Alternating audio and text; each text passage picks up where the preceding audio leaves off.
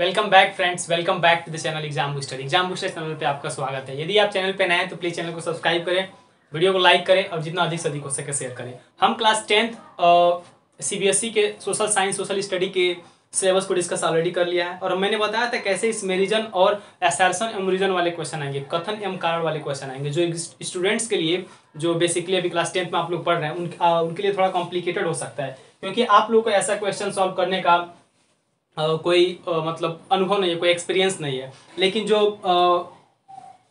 CBSE बोला है जो MCQ क्वेश्चन पूछेंगे कितने फॉर्म में, कितने उनके फॉर्मेट होंगे, उस फॉर्मेट को मैंने प्रीवियस लेक्चर में बता दिया है। यदि आप नहीं देखें तो जाके चैनल पे और चैनल के वीडियो में लगे हैं उसको आप देख सकते हैं, या नीचे मैं लिंक दे दूंगा, उसको देख लें।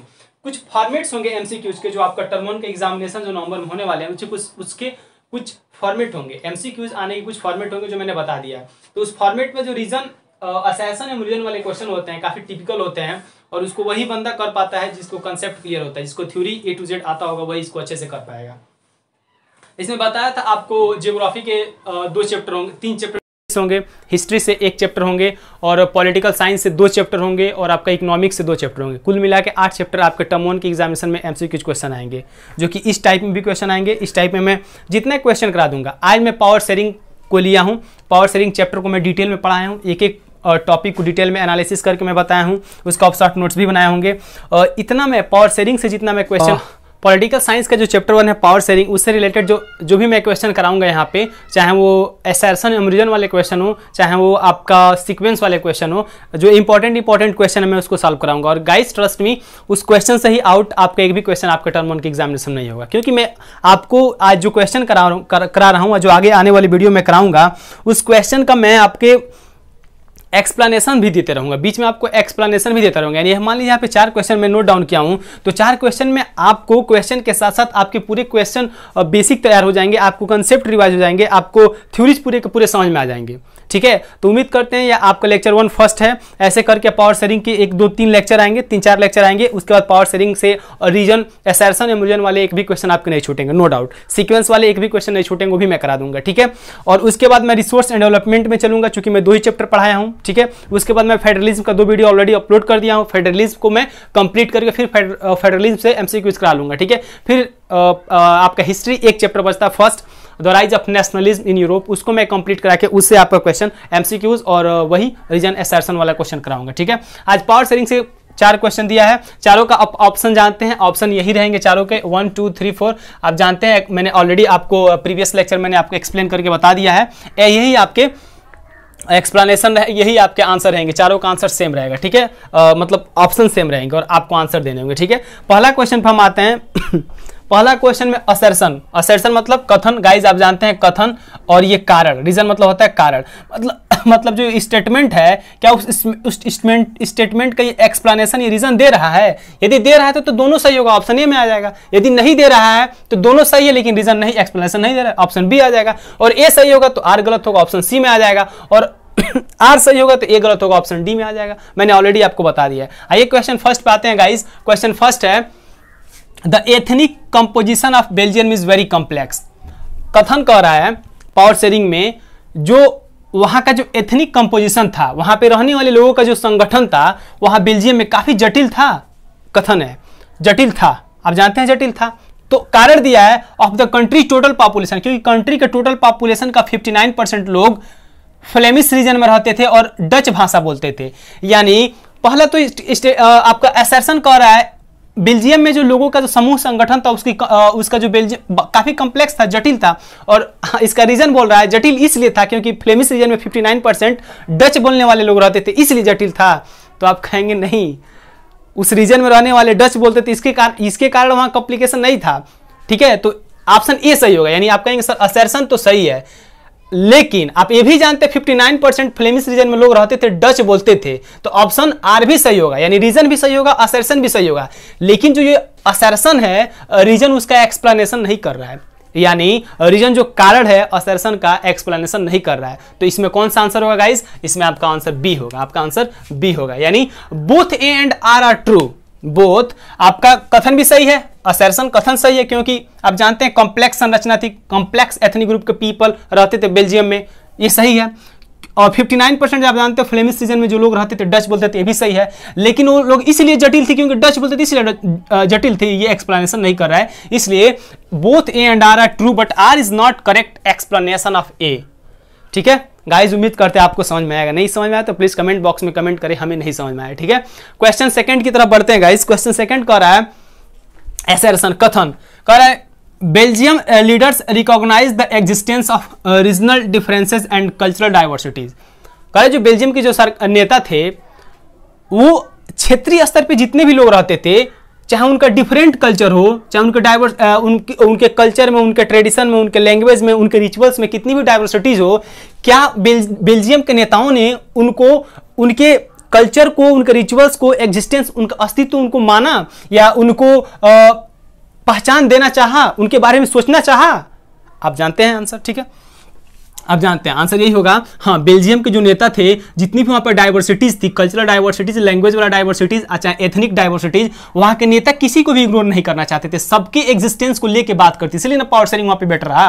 तो आप कहेंगे सर असर्शन तो सही है, ठीक है, ये तो ए वाला आंसर था, ठीक है, असर्शन सही है यानी ए आर करेक्ट, आप कहेंगे ए आर करेक्ट। अब कह रहा है ये करेक्ट है तो क्या आर जो होगा, जो कारण होगा वो सही, ए का कारण सही, क्या ए का एक्सप्लेनेशन आर बता रहा है, कैसे कह रहा है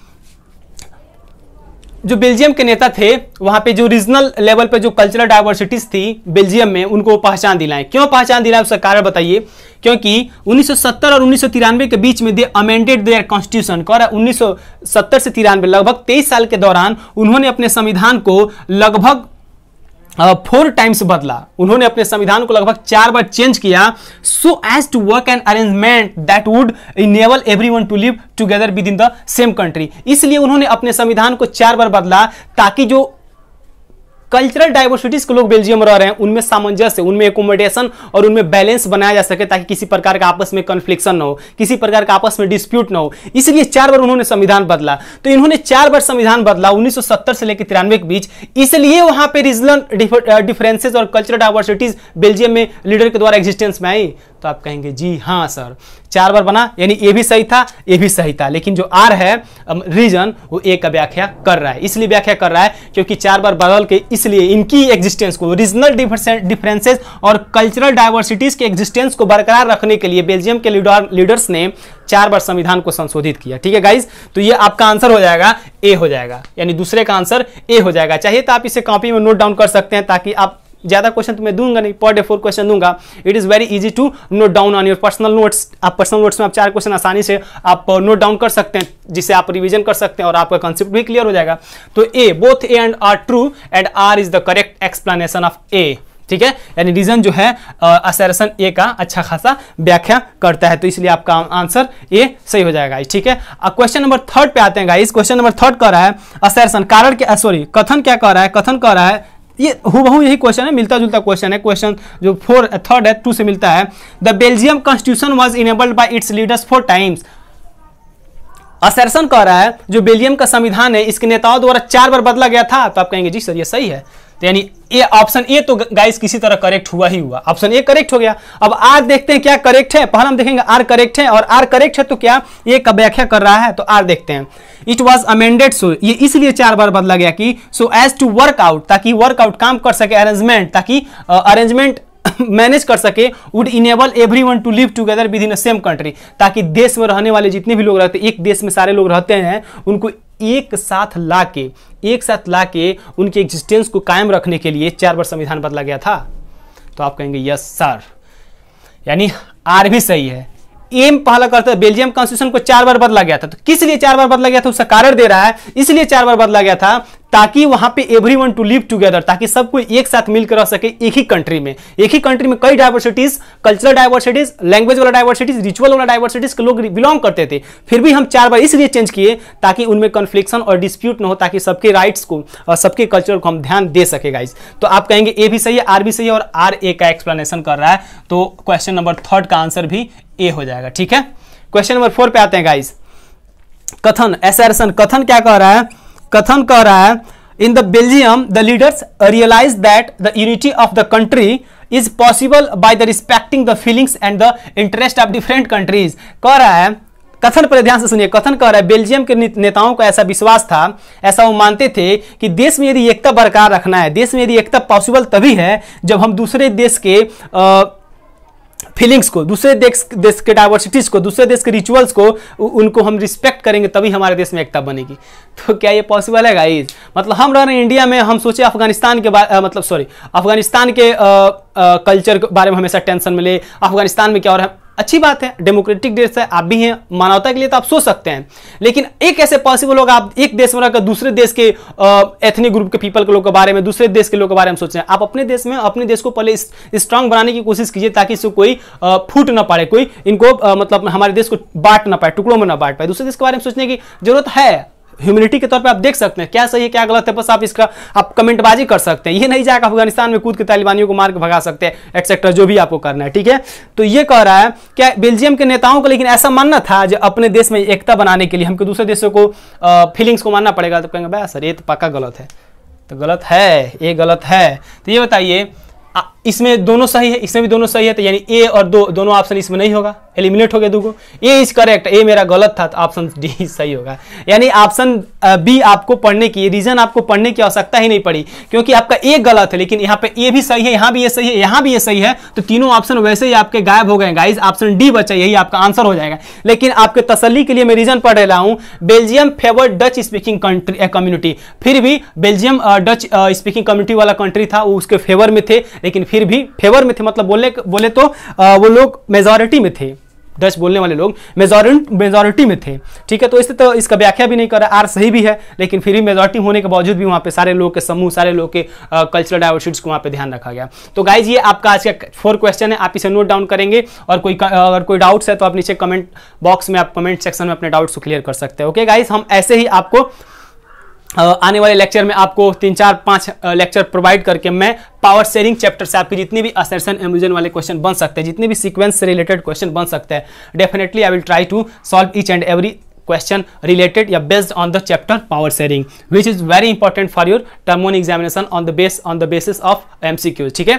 और उसके बाद से फिर नेक्स्ट चैप्टर से बढ़ेंगे। उम्मीद करते हैं गाइस आपको वीडियो अच्छा लगा तो प्लीज यदि चैनल को सब्सक्राइब नहीं किए हैं, बेल आइकन को क्लिक नहीं किए हैं, देन आप क्लिक करें, सब्सक्राइब करें, और एक लाइक करने में क्या जाता है, एक लाइक भी कर सकते हैं। And if it is possible then you can share with your friends, so that I can get motivation and I can be with you long time. Okay, bye, thank you and take care.